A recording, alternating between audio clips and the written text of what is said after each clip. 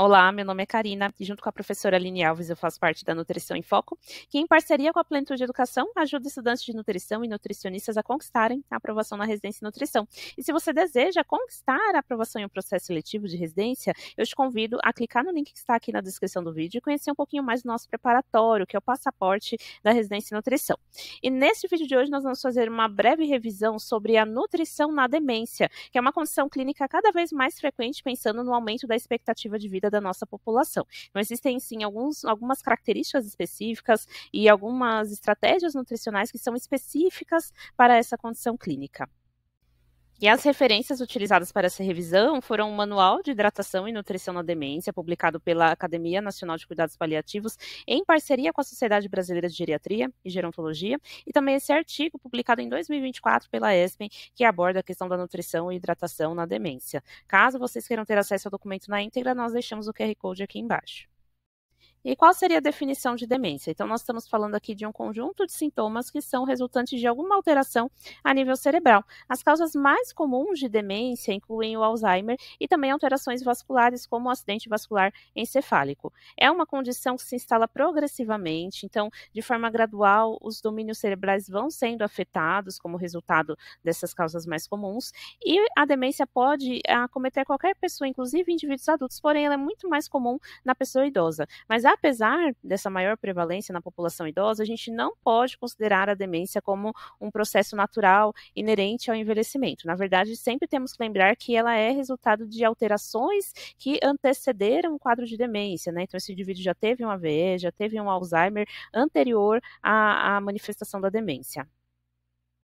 As manifestações clínicas, bem como a gravidade da demência, dependem muito da parte do cérebro que foi afetada, que foi comprometida, podendo resultar em alterações que impactam desde a memória, a linguagem, a capacidade de comunicação desse indivíduo, a sua capacidade de resolutividade para os problemas, o seu próprio comportamento social, e tudo isso, né, independente de qual domínio é afetado, impacta muito na vida cotidiana dessa pessoa idosa, tanto em relação ao seu trabalho, a sua dependência de outras pessoas para fazer atividades do dia a dia e até mesmo cuidados básicos como alimentação, higiene pessoal podem demandar da ajuda de terceiros para serem realizadas.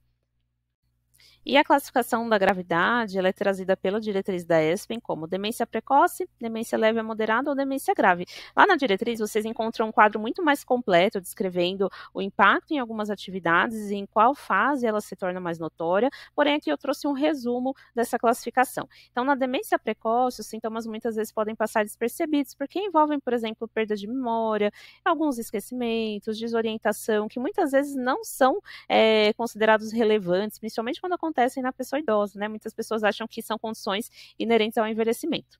Já na demência leve a moderada, o indivíduo apresenta uma perda um pouco mais acentuada da função nas suas atividades do dia a dia. Então, ele já tem uma dificuldade maior de sair sozinho para ir ao mercado, cozinhar, fazer as suas tarefas domésticas, trabalhar. E na demência grave, essas dificuldades são muito mais acentuadas, seja em relação à comunicação desse indivíduo com as outras pessoas, então as habilidades sociais são bastante prejudicadas, e até mesmo a dependência de outras pessoas para as atividades básicas da vida diária. Então, é um indivíduo que precisa de ajuda realmente para comer, porque ele não consegue se lembrar se já fez a refeição, o que ele precisa comer naquela refeição, como prepara, às vezes não reconhece o próprio alimento. Então, a gente já precisa realmente do auxílio de um cuidador, de um familiar em tempo integral, para conseguir fazer com que essa pessoa cumpra ali as suas tarefas básicas da vida diária. E dentre os desafios nutricionais que impactam no estado nutricional e aumentam o risco de desnutrição, o que nós podemos citar? Então, em primeiro lugar, a perda de peso, que é muito comum nessa população e pode estar associada tanto à perda de olfato, paladar e apetite, que são comuns no envelhecimento, mas podem se agravar na ocorrência da demência, e também aos distúrbios de orientação e atenção. Então, o indivíduo tem dificuldade em adquirir os alimentos, fazer todas as etapas de pré-preparo, preparo, até mesmo a concentração para comer e beber, começar e terminar uma refeição é prejudicada, esse indivíduo pode pular refeições, fazer refeições duplicadas porque não se lembra que comeu. Apraxia e agnosia também são bem comuns. A apraxia é uma incapacidade de realizar movimentos intencionais, como por exemplo o ato de comer, e a agnosia é uma incapacidade em reconhecer objetos. Então, os utensílios de cozinha ou de mesa que são habitualmente utilizados, eles passam a não fazer mais sentido dentro daquela refeição. A perda de relações sociais também, que pode ter relação com problemas comportamentais, com agitação, com a própria hiperatividade, mas também pela sobrecarga pela qual esses acompanhantes e cuidadores passam, né? Porque eles têm que lidar com uma pessoa com demência em casa, mas também tem os outros desafios do cotidiano ali presentes. Os efeitos sedativos de medicamentos, então muitas pessoas idosas estão expostas à polifarmácia, né? Então tem muitos medicamentos ali dentro da sua prescrição, isso pode impactar também na ingestão alimentar e até mesmo a dificuldade de mastigação e deglutição dos alimentos que pode acontecer nesses pacientes. Então, de forma mais prática, coisas simples como saber o que comer, como comer, quando comer, elas se tornam desafios para a pessoa com demência, né? E muitas vezes o uso do talher, o preparo, eles não são mais tão naturais dentro do cotidiano e muitas vezes a pessoa começa até mesmo a comer com as mãos porque ela não se lembra como fazer uso de determinados talheres. E o que a gente precisa lembrar, pessoal, é do caráter social da alimentação, porque infelizmente, numa condição dessa, né, de dificuldade dos familiares em lidar com a situação, principalmente na demência grave, muitas vezes a alimentação se torna um momento de estresse ali dentro do dia, né? E o que a gente precisa tentar resgatar com essas famílias é justamente o contrário, né? Fazer da alimentação um momento agradável, sem tensões, esteja adaptado ao momento desse paciente, se é uma demência de grau leve, moderado ou grave.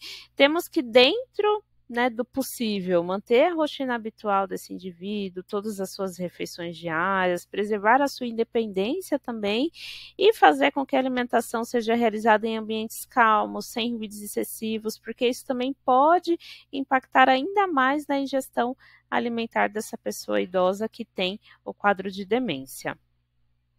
E de forma geral, quais são as recomendações do ponto de vista nutricional? Então, primeiro é manter realmente uma alimentação equilibrada e variada, com o consumo de frutas, verduras e legumes, fontes de proteínas também que são importantes, pensando nessa população idosa, fazer o fracionamento das refeições, então minimamente 3 refeições ao dia, se a gente conseguir atingir 5, 6 refeições, melhor ainda, e também evitar o consumo de alimentos ultraprocessados.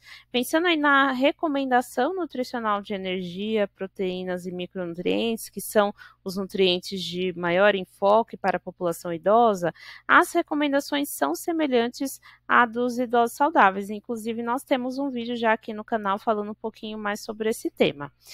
Em relação ao esquecimento das refeições, que é muito frequente, existem algumas estratégias, como colocar um relógio com alarme, um celular com alarme para despertar nos horários de refeição, fazer uma ligação para essa pessoa idosa, então às vezes nos estágios leve a moderada, se essa pessoa fica sozinha em casa durante o dia, o familiar sai para trabalhar, a ligação pode ser uma alternativa, ou fazer uma mesa posta, né, para a pessoa quando chegar ali no local da refeição já identificar que está na hora da refeição, seja café, almoço, jantar, enfim.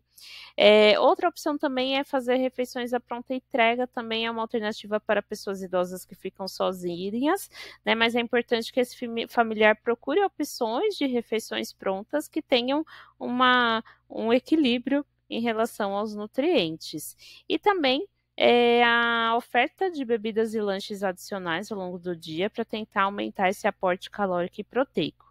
Assim como também adaptar a consistência à capacidade de deglutição desse paciente, em alguns casos abrir mão ali do uso de espessantes para os líquidos, né, para evitar uma pneumonia aspirativa, algum quadro de engasgo, por exemplo. E também adaptar a temperatura dos alimentos. E principalmente para as pessoas idosas que estão ali fazendo as refeições com o uso das mãos, é importante evitar alimentos muito quentes, né, para que a gente não tenha também queimaduras aí durante o manuseio do alimento. A redução da ingestão alimentar também é um problema frequente nessa população, tem muita relação com os quadros de desnutrição e desidratação. Então, esses pacientes costumam apresentar dificuldade na mastigação e deglutição dos alimentos, a xerostomia, que é a sensação de boca seca, que também dificulta o processo de mastigação e deglutição, limitações na mobilidade, seja para o preparo dos alimentos ou até mesmo para o consumo destes alimentos, assim como a incapacidade dos membros superiores para essas funções, os transtornos psiquiátricos, doenças agudas ou dores também, seja a dor aguda ou as dores crônicas, que são muito comuns, os efeitos adversos de alguns medicamentos que também prejudicam a ingestão alimentar, assim como problemas sociais. Quando nós associamos todas essas questões ao fato do esquecimento, né? Então, esquecer quando a última refeição foi feita, esquecer que já comeu, o aumento do gasto energético quando temos um paciente com quadro de agitação, isso pode ocasionar uma perda de peso, que, como nós vimos, é comum nessa população. E por isso, a importância de se realizar uma avaliação rotineira, tanto do peso corporal e também de outros sinais e sintomas clínicos de desnutrição e desidratação. E para isso, nós também podemos usar algumas ferramentas validadas para fazer o rastreio precoce dessas condições. E a diretriz da ESPEN também recomenda fazer avaliação de outras medidas antropométricas, como a circunferência de panturrilha, circunferência do braço, a força de preensão palmar, para poder fazer uma avaliação também de como está a questão da quantidade e qualidade muscular dessa pessoa idosa. E o manejo dietoterápico dessa falta de apetite, ele deve ter como premissa a alimentação por prazer. Isso porque existe uma angústia muito grande por parte dos familiares e cuidadores em fazer com que essa pessoa idosa coma, que não perca peso, que mantenha o seu estado nutricional. Mas o que a literatura mostra é que em fases avançadas da demência, então na demência grave, na verdade o objetivo da dieta é oferecer a alimentação conforme a aceitação do paciente, o que nós chamamos de alimentação de conforto. Isso acontece porque nesses indivíduos, tanto o metabolismo e gasto energético eles já são naturalmente menores e nesses casos o excesso de alimentos pode ser prejudicial. A única exceção aqui, pessoal, são as pessoas que, como nós vimos, têm uma maior agitação, inquietude, o que pode elevar o gasto energético. Mas, de forma geral, esse metabolismo, esse gasto energético são realmente menores nessa faixa etária.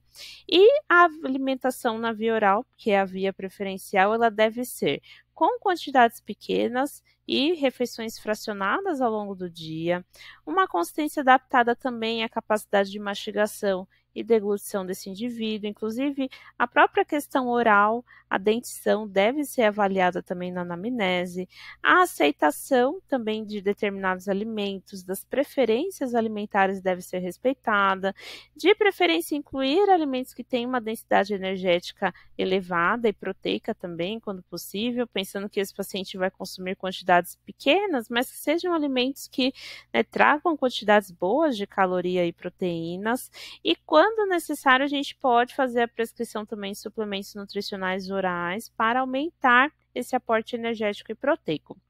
E também, ao longo do dia, ofertar algumas bebidas e líquidos adicionais para aumentar também esse aporte da dieta.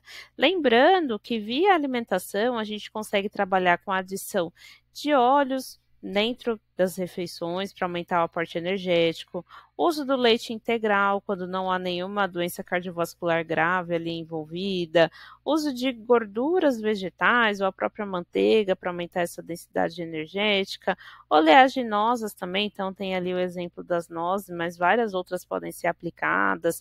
A pasta de amendoim, por exemplo, é uma bem interessante porque tem uma consistência muito legal de se trabalhar, é facilmente encontrada, a gente encontra a versão sem açúcar também é um preço acessível para a população, uso de ovos também nas refeições e também o uso de módulos que podem ser proteicos ou a própria maltodextrina também para aumentar o valor energético. Então, essas alternativas de alimentação via oral, elas são a forma mais segura e mais digna de alimentação para esse indivíduo, porque a gente tem que pensar que essa demência, além de progressiva, ela não é reversível e a tendência é que esse paciente tenha uma evolução desse quadro de demência, né? Então, não adianta a gente querer realmente forçar a ingestão alimentar maior numa fase da vida que não vai trazer grandes benefícios. A gente tem que realmente trazer conforto para esse paciente, principalmente se eles tiverem cuidados paliativos.